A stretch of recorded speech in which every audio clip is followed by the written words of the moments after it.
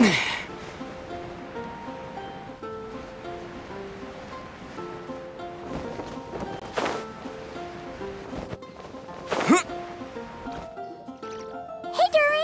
Any more clues for us?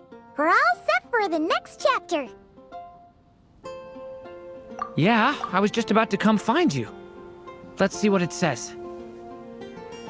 Now sprout to life the story's seeds, stirred by wind-born melodies.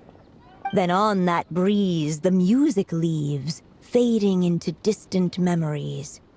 Seek the place where wind and tale entwine, and once there, make 3 riddles into verse, and 3 melodies into song. For in poetry and song will this story start to blossom. Come on! Another riddle? All that talk about wind and melodies? What do you think the answer could be?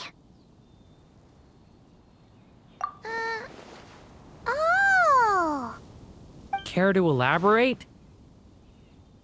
Wind? Music? Poetry? Tone-deaf bards gotta know the answer. You mean Lord Barbados? Albedo introduced us when I first arrived in Mondstadt. I mean, someone like me was bound to catch his eye sooner or later. It's better that it's out in the open anyway. Now, how should we track him down?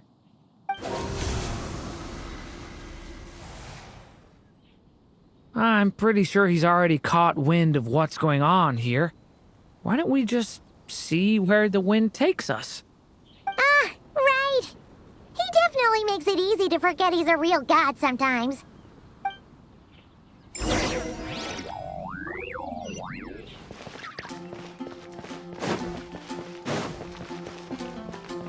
gonna sing it one more time.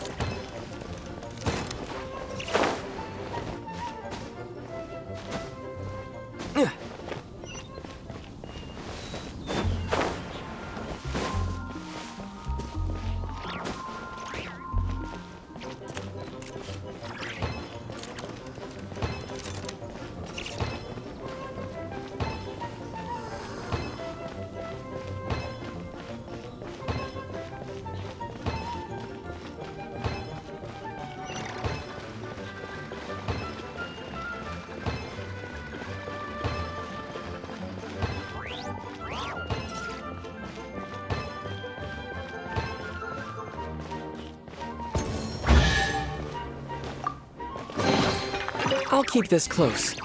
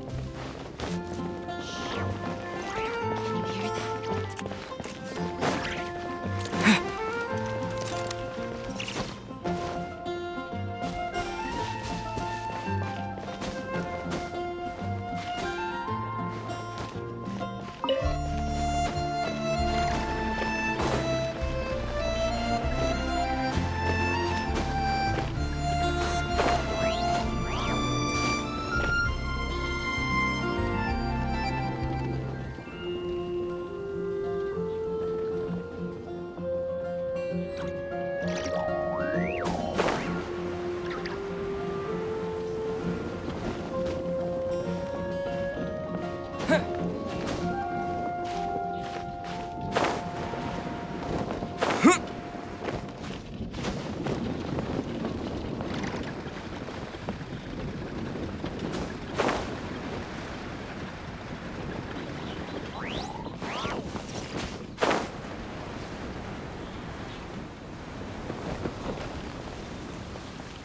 gonna sing it one more time.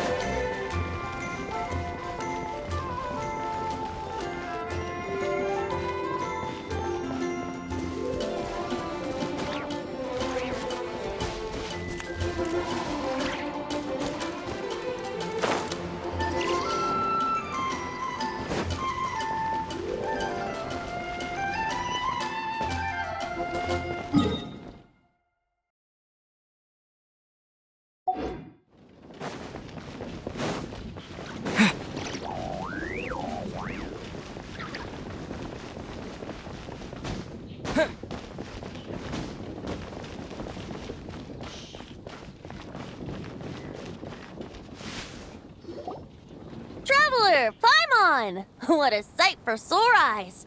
Ah, and the little dragon from the fairy tale world. I heard your voices calling out to me on the wind. Something about needing help with a riddle? Sorry to disturb you, Lord Barbados. Disturb me? Not at all!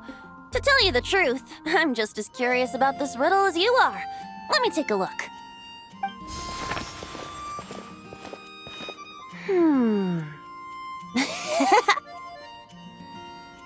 What is it? Did you figure out the answer? 3 riddles and 3 melodies. That sure takes me back. The answer you seek lies hidden in memory. Looks like running to Tone Deaf Bard was the right call after all. Long ago, those mages came to Mondstadt, seeking to test their strength against mine. But I replied, let us make music, not war, and resolve our conflicts through song. So I strummed my lyre and sang them this verse. O wind, welcome now, my guests.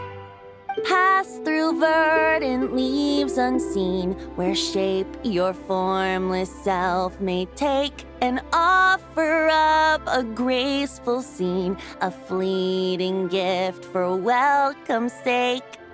Leap at the edge of a sea of clouds, where land meets sky and sky meets ground. There frighten off the noisy crowds and bring my guests a calm profound. Fly beneath the stars up high, where mortal noise is swept aside, that my dear guests with starry eyes may share the dreams they hold inside. Now go to where I vowed to keep a quiet spot for them to sleep.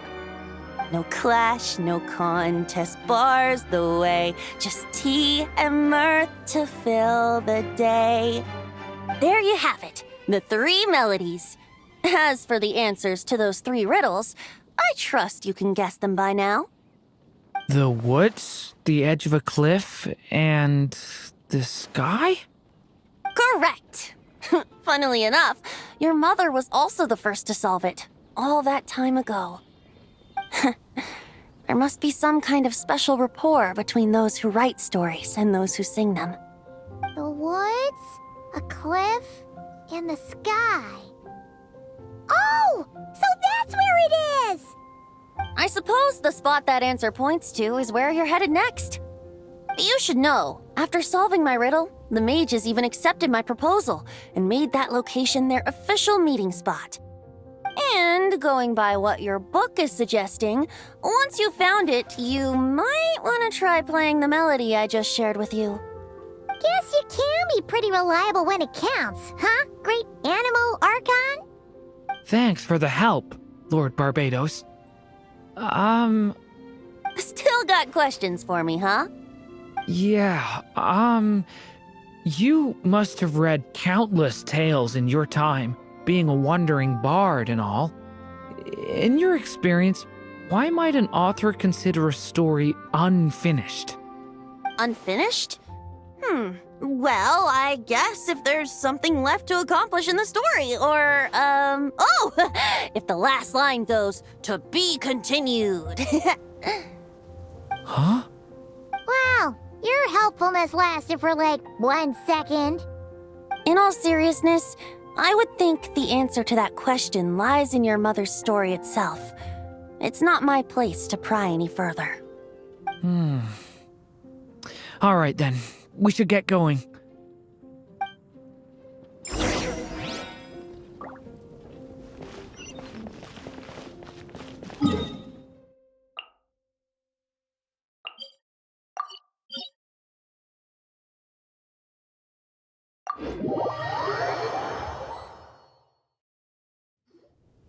Okay, we're here! Now, we just need to play the 3 melodies, and we should be able to gather the memories for the next chapter, right? A musical performance? Huh. Out of all the things Miss Lisa has taught me, that's the one I'm worst at.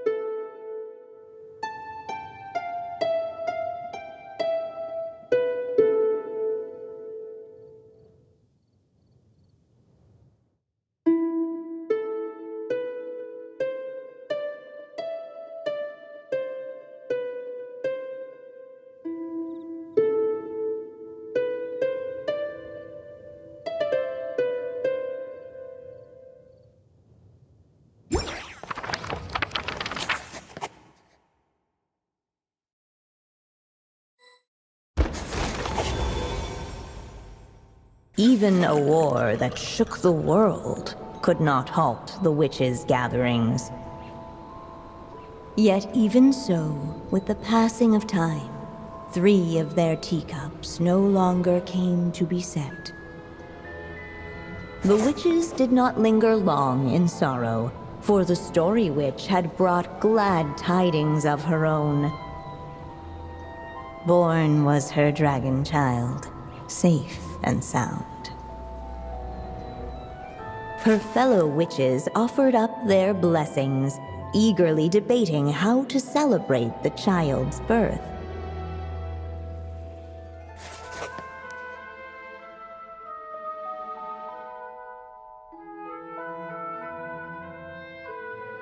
In the end, they settled on the sweetest candy they could find. After all, what could be sweeter than the arrival of new life? And so, the witches' gathering turned into a birthday celebration.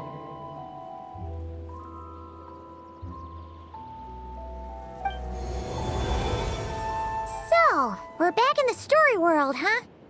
As if from nowhere, new guests appeared at the witches' table. Perhaps they too had come to celebrate the dragon child's birthday.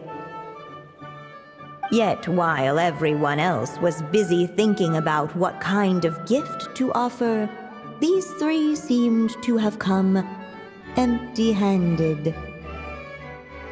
Hardly the recipe for a warm welcome to a birthday party, now is it?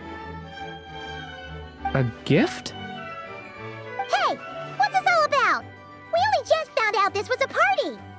While the guests voiced their complaints and grievances, perhaps they should have been wondering what kind of gift to give instead. So, we need to bring a gift to advance the story? Ugh, but where are we supposed to get something like that? Perhaps it would be a good idea to have a look around. Why didn't you just say so?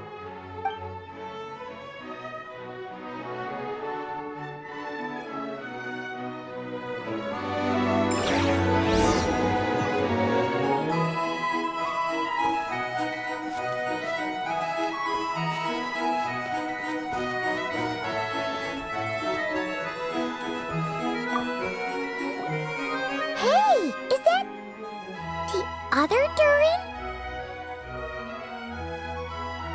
Hey, Mini Durin! Nope, no reaction. Seriously, did he doze off at his own birthday party? Brought to life by the witch's magic ink, the dragon child played with animated glee each time the tip of her pen danced across the page. Yet she could not spend all her time writing. For the upcoming witches' gathering, she had no choice but to set down her pen. But before doing so, she wrote one last line. So did the child drift off into blissful slumber.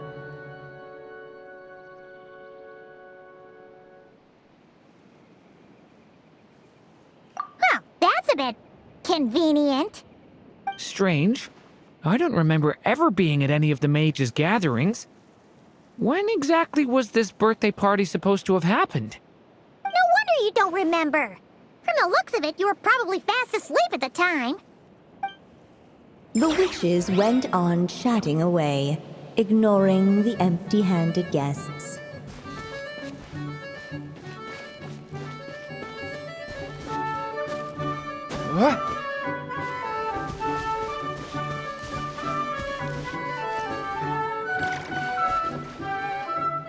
Hey, could we use these as gifts, maybe? At last, the guests found something to give the dragon child. Guess that's a yes then. Which one should we go for? Still, the guests wondered, what kind of gift might the little dragon really want? Should they put a warrior's sword in his hand and send him out on an unstoppable quest to save the world? Or perhaps a wandering hero's slingshot and the promise of a life of endless, uncharted adventure? Or maybe even a scholar's tome and the chance to take on all the world's unsolved mysteries. Okay. Wow. That's a lot of pressure all of a sudden. Oh yeah. Technically, we're actually picking a gift for you. So, which one would you prefer? You want me to choose? Wow, this feels kinda special. How come? For as long as I can remember, I've spent most of my time living in the stories my mother created. I always thought my mother had everything written out for me already, just like the toy figures in Constellation Metropole. What I wanted to do with my own future. That's something I've never really thought about. What did I want back then? This is the first time I've ever asked myself that question. Sounds like this is the perfect opportunity to answer it then. It's been a while since you left Simulanka, and after everything that's happened, it might be about time to start thinking about your future. Then let me give it some thought.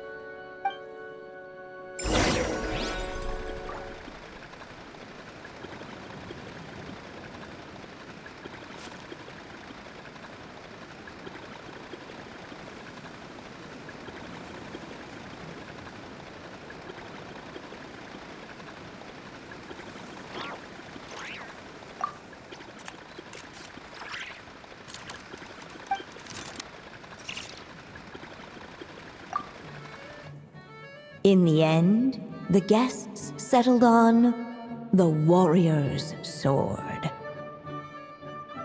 So, your dream is to become a warrior? I just really want to be able to keep people safe. If my time in Nodcry taught me anything, it's that a lot of problems in this world can only be settled by strength of arms. As long as I can help people, that's enough for me.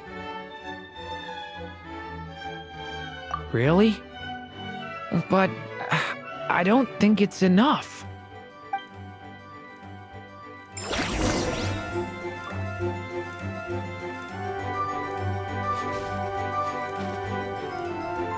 Alright. They should let us in now that we've got a gift, right? Hello there. Brought a gift this time? The newly arrived guest presented his gift, wishing the little dragon a future as an indomitable warrior. Accepting the guest's blessing, the Story Witch invited him and his friends to take their place around the table. Finally, she could introduce them all to her dragon child, telling all in attendance about the moment of his hatching, and of course, the name he'd been given. It was then that the Seer Witch, diviner of the stars, withdrew her gaze from the heavens and turned a sorrowful glance upon the little dragon. You gave him the same name as that evil dragon? That's right.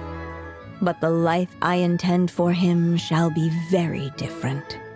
What folly to love so blindly. For as you must know, a name is the mirror of destiny itself. He who bears an evil dragon's name must also inherit the fate of its previous owner. His fate has been foretold. Then I'll rewrite it. The witches at the table fell silent, for they knew the Seer Witch's words had never once proven wrong. Yet, just as clearly, they recognized the Story Witch's resolve, for there is scarce a force in this world more fearsome than a mother's love. At last, the Merry Witch stepped forward, dispelling the uneasy silence. So be it. Then we'll all lend a hand.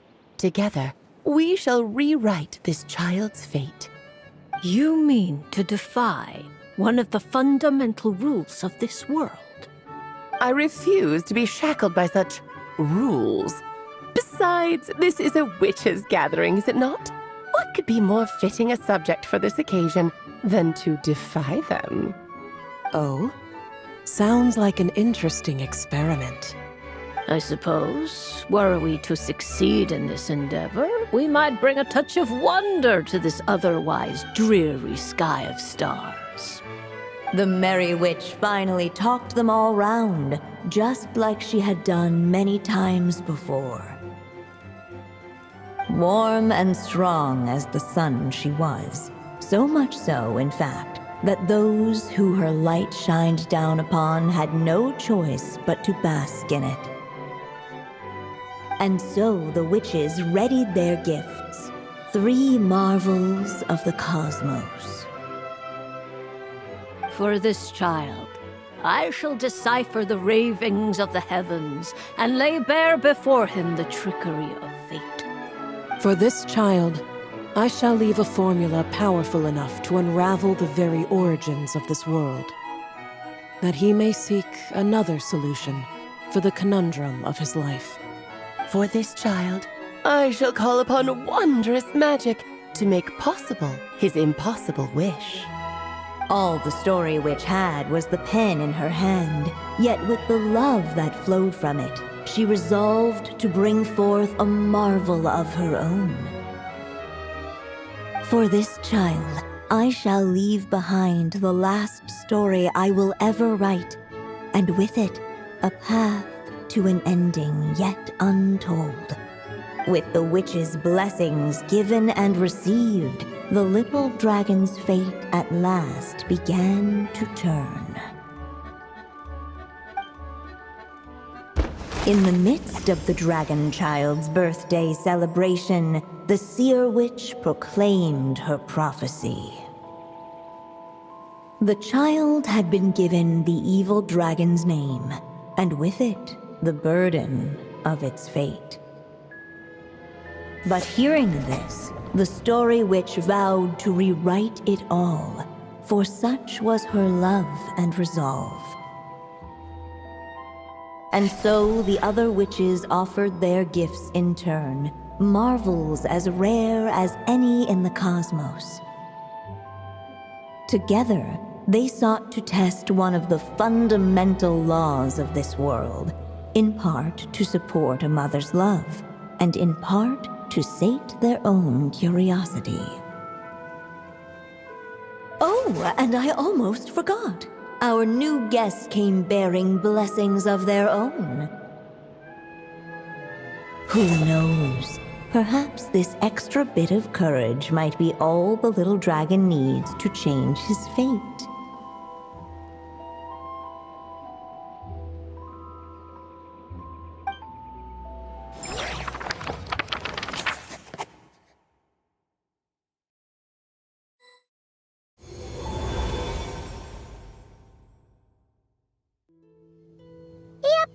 Looks like we've completed this chapter, too. Those witches in the story were the mages of the Hexen Circle, right? They sure seem to care a lot about you, Durin. But, Paimon kinda had trouble following their conversation. Just a bunch of mystery, as usual. The evil dragon's fate. Oh, is that what you're worried about? But didn't we already take care of that? Ah, the mages must have had a hand in that, too. Also, I was just thinking, which part of the story are we even meant to be completing? Oh,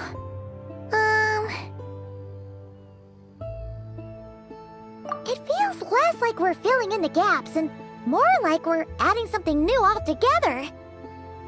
But we use the ink, right? And the book hasn't given us any more clues, so that must mean our task is complete. At least for now. Yeah, I guess we're doing something right. Maybe I'm overthinking things. It's just, this is my mother's final wish, so I don't want to mess it up. Anyway, thanks for all your help. I'll let you know as soon as the book reveals a hint about the next chapter. Okay then. See you in the next chapter.